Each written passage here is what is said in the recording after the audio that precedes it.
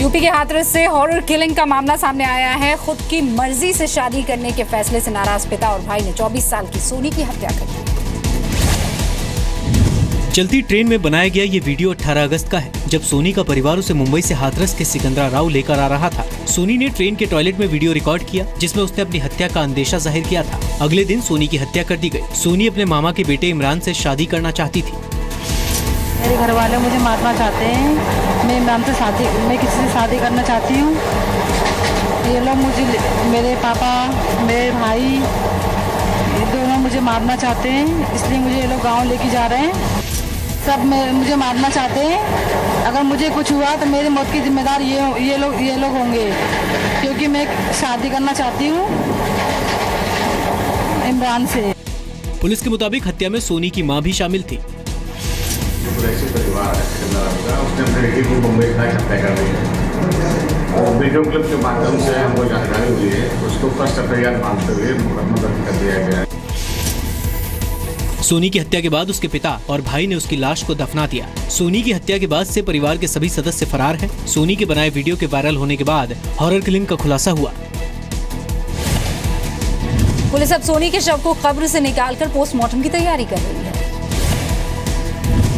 ओडिशा में सरकारी अस्पताल से एम्बुलेंस नहीं मिलने पर एक युवक को पत्नी की लाश कंधे पर रखकर 10 किलोमीटर पैदल चलना।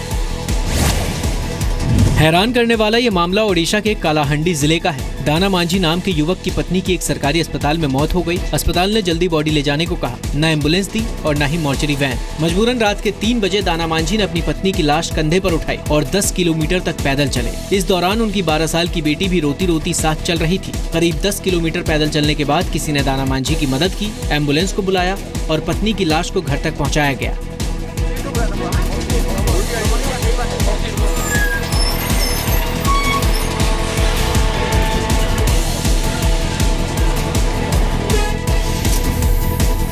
मांझी की 42 साल की पत्नी लंबे वक्त से टीबी की बीमारी से जूझ रही थी। मेलघारा गांव में रहने वाले दाना मांझी पत्नी को इलाज के लिए 60 किलोमीटर दूर एक अस्पताल ले गए। मांझा बेहद गरीब हैं, उनके पास एम्बुलेंस के पैसे नहीं थे। अस्पताल ने एम्बुलेंस देने से इनकार कर दिया। दाना मांझी को कंधे पर पत्नी की लाश ले जाते देख किसी ने कलेक्टर को सूचना दी। कलेक्टर के आदेश पर मांझी को एम्बुलेंस मुहैया कराई गई। फिर 50 किलोमीटर दूर उनके गाँव ले जाया गया।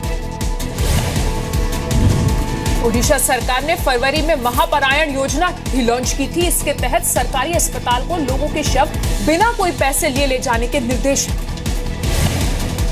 उधर शिमला में 4 साल की बच्ची की हत्या का मामला सुलझने से कई लोग हैरान हो गए हैं।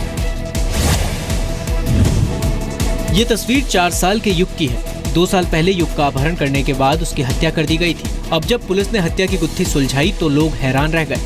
पुलिस को एक पानी की टंकी में कंकाल मिला। जांच के बाद आरोपियों से पूछताछ की गई तो पता चला कि उन्होंने युग के अपहरण के 1 हफ्ते बाद लाश को पानी की टंकी में फेंक दिया था। हैरान करने वाली बात यह है कि शिमला में लोग काफी दिनों से पीलिया की चपेट में थे और जिस इलाके में लाश मिली वहाँ भी पीलिया के कई मामले सामने आए। अब खुलासा हुआ है कि लाश जिस पानी की टंकी में थी, लोग उसी पानी को पीते रहे। युग के परिवार ने दोषियों के खिलाफ सख्त कार्रवाई की मांग की।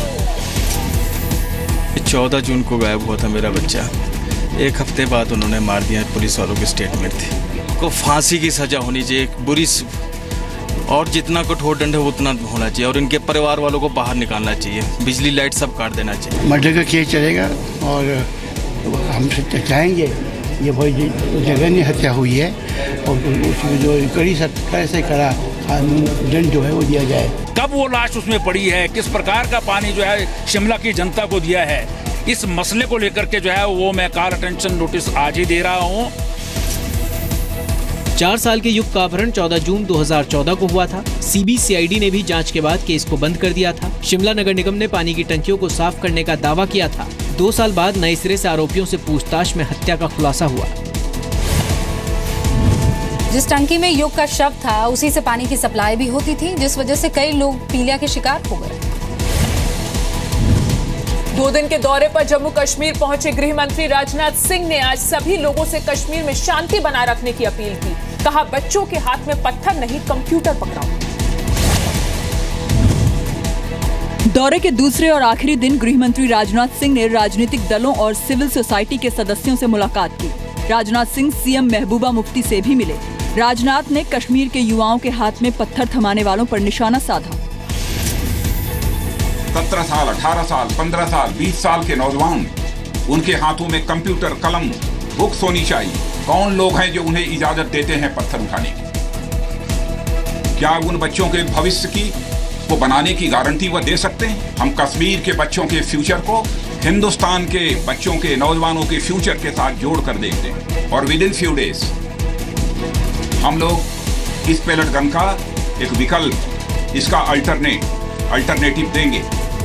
महबूबा मुफ्ती ने भी कहा कि 95% कश्मीरी शांति चाहते हैं, लेकिन 5% लोगों को ये मंजूर नहीं है। मैं कह रही हूँ 95% कश्मीर के लोग पीसफुल मीन्स से हल चाहते हैं, डायलॉग से चाहते हैं, मगर 5% क्योंकि बदकिस्मती से जो मिसक्रिएंट्स हैं हमारे बच्चों को शील्ड बना के फौजी कैंपस में हमला करवाते हैं। कांग्रेस ने केंद्र सरकार की पहल का स्वागत किया। अच्छी बात है, ये मांग तो हमारी पिछले 1.5 महीने से चल रही है। पार्लियामेंट के अंदर भी हम लोगों ने ये मांग की और जब पार्टी मीटिंग बुलाई गई उसमें भी हम लोगों ने और दूसरी पूरी विपक्ष ने बातचीत की है। Very good approach, very good initiative taken by the home minister that he is in Kashmir and he will be staying there for 2-3 days. That's a good news. Kashmir के बड़े हिस्से में कर्फ्यू का आज 48वां दिन है। घाटी में अभी भी मोबाइल इंटरनेट पर पूरी तरह से पाबंदी है। कई इलाकों में पब्लिक ट्रांसपोर्ट के साथ दुकानें, प्राइवेट ऑफिस, स्कूल, कॉलेज और पेट्रोल पंप भी बंद हैं। हिंसा में 65 लोगों की मौत हुई है, 2 जवान शहीद हुए हैं, करीब 8000 लोग घायल हैं। अलगाववादी नेताओं ने कश्मीर में बंद 25 अगस्त से बढ़ाकर 1 सितंबर तक कर दिया है। महाराष्ट्र में जन्माष्टमी पर दही हांडी की रौनक है, लोग जश्न में डूबे हुए हैं। कई जगह सुप्रीम कोर्ट के नियमों को लेकर विरोध भी हुआ। ठाणे में गोविंदाओं ने कोर्ट के नियमों की अनदेखी करते हुए 20 फीट से ऊंचा पिरामिड बनाया। डोंबिवली में भी लोगों ने कुछ ऐसे ही दही हांडी में हिस्सा लिया। दादर में भी लोगों ने विरोध किया। गोविंदा काले कपड़े लेकर पिरामिड पर चढ़े, सीढ़ियों पर चढ़कर मटकी फोड़ी गई। सुप्रीम कोर्ट के आदेश के बावजूद भी दही हांडी उत्सव में जिस तरह से उत्साह पूर्ववर्ती रहता है, वही उत्साह ठाणे के इस नौपाड़ा इलाके में देखने को मिल रहा है।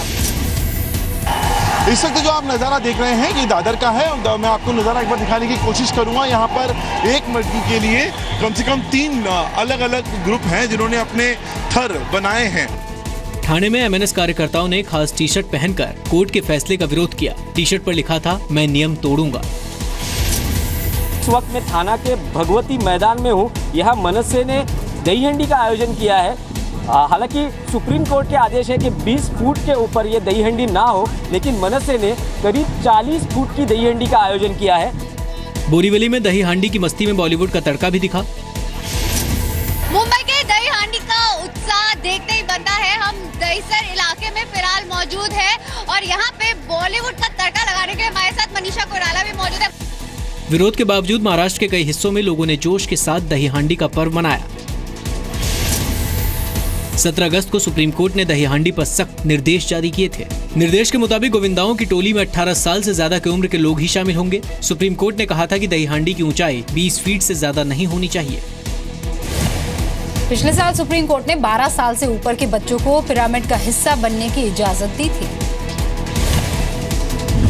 देश भर में श्री कृष्ण जन्माष्टमी की धूम है। सभी जगह मंदिरों को भव्य तरीके से सजाया गया है। जन्माष्टमी के मौके पर देश भर में कृष्ण भक्तों में उत्साह है।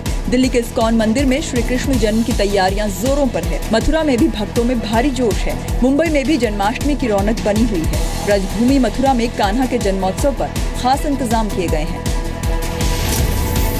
भगवान की एक झलक पाने के लिए, एक छटा देखने के लिए यहाँ पर दूर दूर से भक्त आ रहे हैं। और जो भक्त हैं न सिर्फ एक तरीके से कहीं वो दर्शन कर रहे हैं, बल्कि छोटे छोटे बच्चे भी भगवान श्री कृष्ण का रूप बनकर यहाँ पर आए हुए हैं। मुंबई के इस्कॉन मंदिर में जन्माष्टमी पर भगवान का भोग और भक्तों के लिए प्रसाद खास महारसोई में तैयार किया जाता है। भगवान श्री कृष्ण विष्णु जी के 8वें अवतार माने जाते हैं। मान्यताओं के मुताबिक कृष्ण का जन्म कंस के कारागार में हुआ था। जन्माष्टमी पर लोग रात के 12 बजे तक व्रत रखते हैं और भगवान के अभिषेक के बाद ही व्रत खोलते हैं। जन्माष्टमी पर मंदिरों में झांकियां सजाई जाती हैं और भगवान कृष्ण को झूला झुलाया जाता है। जन्माष्टमी के मौके पर मथुरा में देश विदेश से 30 लाख लोगों के पहुंचने की उम्मीद है। निर्भया गैंगरेप केस के दोषी विनय शर्मा ने कल रात तिहाड़ जेल में खुदकुशी की कोशिश की। निर्भया गैंगरेप का दोषी विनय तिहाड़ में जेल नंबर 8 में बंद था। खबरों के मुताबिक विनय ने रात 12 से 12:30 के बीच पेन किलर्स की ओवरडोज ले ली। इसके बाद विनय ने गमछे से फांसी लगाने की भी कोशिश की। सुरक्षा कर्मियों ने विनय को दीनदयाल उपाध्याय अस्पताल में भर्ती कराया, जहां विनय की हालत गंभीर बनी है। वो भी एक मर गया, दूसरा ये भी मर जाता तो मुझे तसल्ली होती कि कम से कम एक पापी से धरती का बोझ हल्का हो। लेकिन ये सब हमारे कानून व्यवस्था का ढीलापन का संकेत है। हाँ, प्रशासन की नाकामी है, वहाँ के स्टाफ की नाकामी है। जब हम वहाँ पे जाते हैं, जब यहाँ पे कुछ नहीं हमारे पास रहता है, सब दिखाते हैं कि ये जांच करो, वो जांच करो, तो दवाई की गोली गई कहाँ से? और विनय ऐसा कर नहीं सकता, विनय कभी ऐसा मरने का कोशिश नहीं किया है। ये पूरे जुडिशियल प्रोसेस पे एक क्वेश्चन मार्क लगा देती है कि ये हमारी सिस्टम जो है इतनी लंबी खींची क्यों जाती है कि आदमी न्याय की वेट करते करते खुद ही सुसाइड कर लेता है। सूत्रों के मुताबिक विनय पिछले हफ्ते चेकअप के लिए दीनदयाल उपाध्याय अस्पताल गया था। वहीं से उसे पेन किलर दवाइयां मिली थी। इससे पहले भी तिहाड़ में कैदियों की सुसाइड के कई केस हो चुके हैं। इससे पहले मार्च 2013 में निर्भया गैंगरेप केस के दोषी राम सिंह ने भी तिहाड़ में सुसाइड कर लिया था। 1 मार्च 2016 को पत्नी और बेटी की हत्या के दोषी विक्रम भाटिया ने भी फांसी लगाकर आत्महत्या कर ली थी। 18 मार्च 2016 को पत्नी की हत्या के आरोपी विनोद कुमार ने डिप्रेशन में आकर सुसाइड कर लिया था। 27 मार्च 2015 को तिहाड़ में ड्रग ओवरडोज की वजह से एक नाइजीरियन की मौत हो गई थी। गैंगरेप के दोषी विनय पर तिहाड़ जेल में पिछले साल कैदियों ने हमला भी किया था। हमले में विनय का एक हाथ फ्रैक्चर हो गया था। गुजरात के मेहसाणा से हैरान करने वाला वीडियो सामने आया है। एक अंडरपास में पानी में फंसे दंपत्ति को रेस्क्यू किया गया। तस्वीर मेहसाणा के ऊंझा की है। बारिश के बाद एक अंडरपास में पानी भरा था, जिसे पार करने की कोशिश में एक कार फंस गई। कार में पति पत्नी थे। इसके बाद पति ने गाड़ी पीछे करने की कोशिश की, लेकिन कार बंद हो गई और दोनों कई फुट पानी में फंस गए। ये देखकर वहां मौजूद लोगों ने हिम्मत दिखाई और ह्यूमन चेन बनाकर कार तक पहुंचे। इसके बाद कार की डिग्गी से पहले लोगों ने युवक को निकाला और फिर महिला को भी सुरक्षित बाहर निकालने में कामयाब हुए। वहाँ मौजूद एक युवक ने रेस्क्यू का वीडियो बना लिया। राजस्थान के भीलवाड़ा में भी कुछ ऐसा ही हुआ। एक बस पानी में डूबी सड़क पार करने की कोशिश में थी, तभी संतुलन बिगड़ गया और बस फंस गई। इसके बाद लोगों ने मिलकर बस से सभी यात्रियों को सुरक्षित बाहर निकाला। देश के 5 राज्य इस वक्त बारिश और बाढ़ से जूझ रहे हैं। यूपी के 24 जिले बाढ़ से प्रभावित हैं। करीब 40 लोगों की मौत हो चुकी है। बिहार में 20 से ज्यादा जिले बाढ़ से प्रभावित हैं। 100 से ज्यादा की जान जा चुकी है। एमपी में 102 लोगों की मौत हुई। 25 जिले बाढ़ से प्रभावित हैं। उत्तराखंड में 13 जिले बाढ़ से प्रभावित हैं। 89 लोगों की जान जा चुकी है। राजस्थान में बारिश और बाढ़ से 6 लोगों की मौत हो चुकी है। उत्तर गुजरात में पिछले 24 घंटों से भारी बारिश का दौर जारी है। बुधवार सुबह से अब तक 6 इंच से ज्यादा बारिश दर्ज की गई है। मध्य प्रदेश के खंडवा में एक दिल दहला देने वाला हादसा सामने आया है। 2 बाइक की टक्कर के बाद एक बाइक में आग लग गई। एक युवक की जलकर मौत हो गई। तस्वीर खंडवा के सिहाड़ा गांव के पास की है, जब 2 बाइक आमने सामने से टकरा गई। टक्कर के बाद एक बाइक में आग लग गई और उस पर बैठा युवक जलती हुई बाइक के साथ गिर पड़ा। आग में बाइक के साथ गिरा युवक भी बुरी तरह जल गया। मौके पर फौरन फायर ब्रिगेड और एम्बुलेंस को बुलाया गया, लेकिन तब तक हादसे में घायल युवक दम तोड़ चुका था। ये आमने सामने बाइक टकराई दोनों की और एक आग लगी। आग लगने पर एक व्यक्ति जो था जिसकी डेथ हो गई, वो फंसा हुआ था उसमें। फंसने के बाद जो 3 थे, तो ये 2 लड़की, एक बच्ची, जो एक की जान पे पूरी जल गई है और एक के सर पे लगा हुआ है, तो वो दूर फेंका गए थे। और एक जो उनका बच्चा है वो हमने हॉस्पिटल में लेकर आए साथ में। हादसे में 3 लोग घायल भी हुए हैं, जिनमें 2 लड़कियां शामिल हैं। दूसरी बाइक पर युवक अपनी 2 बहनों के साथ हनुवंतिया टापू जा रहा था। जिस शख्स की जान गई वो कौन है, कहां रहता है, इसका पता अभी तक नहीं चल पाया।